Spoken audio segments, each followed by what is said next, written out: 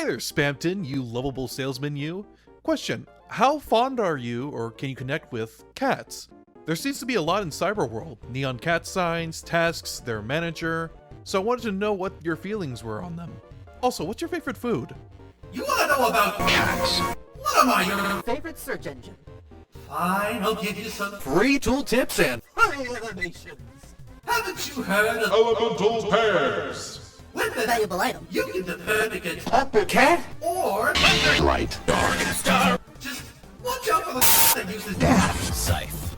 Never again! I am so happy right meow, because this actually contains a lot of info, and I cannot wait to dive in. Before we get started, spoilers for Undertale and Deltarune.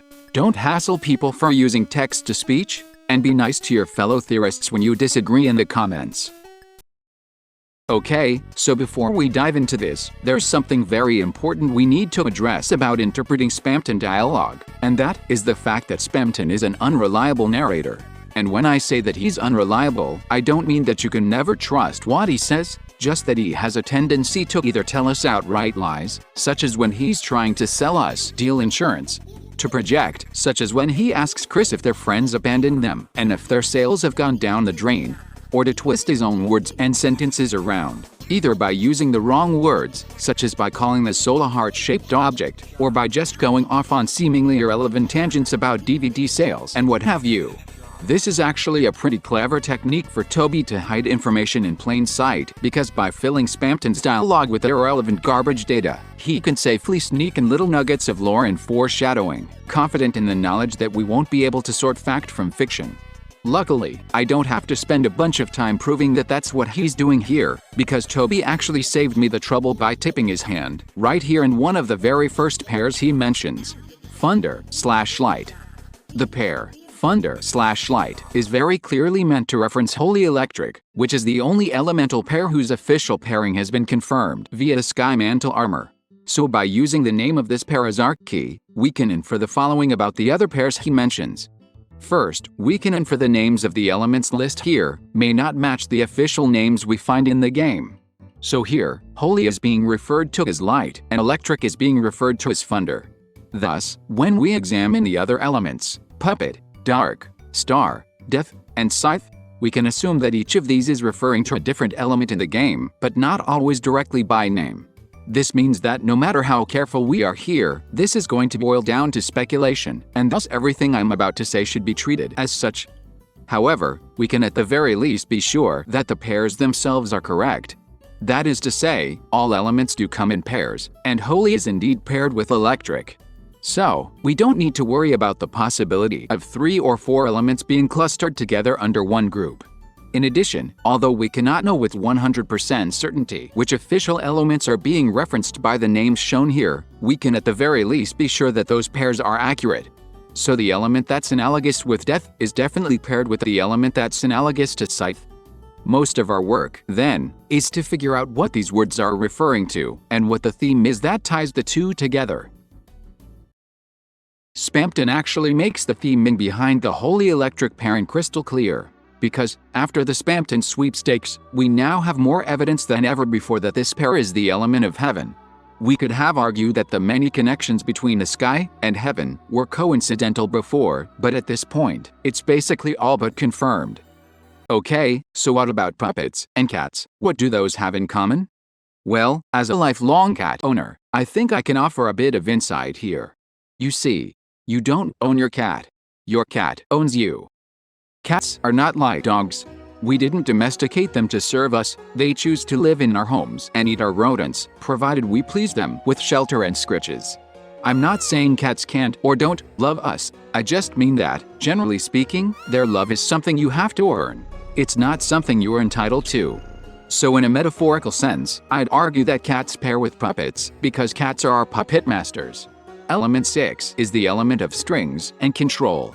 This makes Shom, who is both a cat and a doll, much creepier in hindsight, because it strongly implies that not only are they definitely manipulating us, but also that they might be working for a certain someone hiding just behind the seams. which isn't actually all that surprising since they seem pretty content to sit back and watch the destruction of the world and seem to have no issues persuading us to believe that this is inevitable and should not be fought against. They also seem to possess an uncanny knowledge about the future and the nature of the world outside what should be directly observable to them. So I wouldn't be all that surprised if they were pulling the strings, so to speak. Nor would I hold it against them because, I mean, look at that face. Duh, I can't stay mad at that face. Toby, give us a shawm doll. You will make so much grimmer. Boo-hoo! Boo-hoo! So lonely, lonely I be. But lo, 3 visitors standing inside. Who are you few? I grow lonely in my little freedom. So shall you play a game with me? I'll show you what it means to be free. Okay, so what about Def Scythe? Is this supposed to be Jevil? I thought Jevil's element was chaos? Remembering again that he called electric thunder, we can probably assume that one of these 2 elements here is chaos, so the question is chaos death, or is it Scythe? If chaos were Scythe, you could probably frame the roaring as a sort of harvesting event, and then death would most likely reference either dust, since dust is what monsters turn into when they are killed, or fight, since fight already pairs well with Jevil's motifs of transformation, loneliness, and violent combat, which he thinks of as a game. If the latter turns out to be the case, then I would guess that we will most likely end up seeing dust paired with color under the motif of cleanliness, and blade paired with heart under the motif of soul or will. Whereas, if the former is true, I would guess that fight will pair up with blade under the theme of insecurity, and heart will overlap with color under the theme of one's individuality or identity. But suppose chaos isn't meant to be scythe, but is instead the word for death? After all, the Chaos King does not use a scythe, but he does seem to be pretty heavy on the death side of the element. So perhaps, then, scythe is meant to be blade?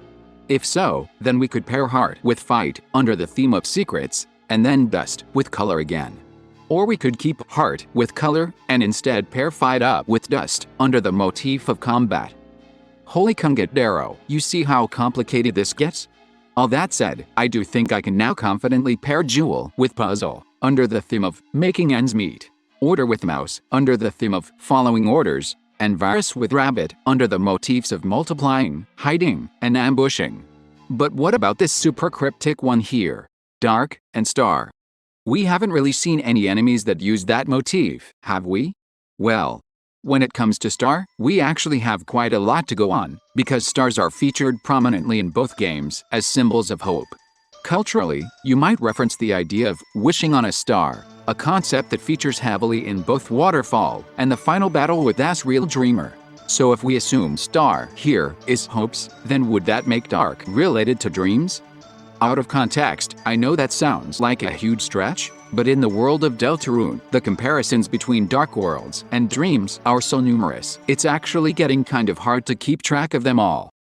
To begin with, Noel and Birdley both assume that the dark world is just a dream the first time they return to the light world, which might be understandable for them, since they seem to have fallen asleep beforehand. But Susie also asks Chris if this was just a dream, multiple times, and it doesn't seem like she really believes it was real until after she visits the dark world again, to confirm that it still exists, even when she's not observing it. She also notices that no matter how much she eats in the dark worlds, she always seems to remain hungry, suggesting that the food here isn't real and can't nourish her body, much like when you try to eat in a dream. Although we do see that powerful acts of the soul can still have lasting effects, likely because, through determination, the dream becomes real. Back in Castletown, one of the Ruddins tells us that this is a dream that grows with love and care, and that we shouldn't be afraid to dream. And of course, the idea of this being a dream absolutely comes up many times in the Snow Grave route, albeit as more of a darker yet darker dream. You know, less of a sweet dream and more of a nightmare that awakens in our hearts. Deltarune also reinforces this idea of dark worlds being analogous to sleep and dreaming by introducing a new sparing method which puts enemies to sleep And it seems like this doesn't just send enemies to Castle Town, but also Lightners, as both chapters provide this as a way to warp Chris to the Dark World, perhaps giving new context to Chris's tendency to take constant naps in class?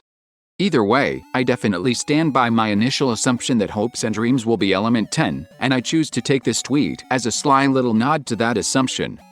What I still want to know is, what's with these numbers? Which elements are elements 2 and 8? Why does element 9 protect against both of them?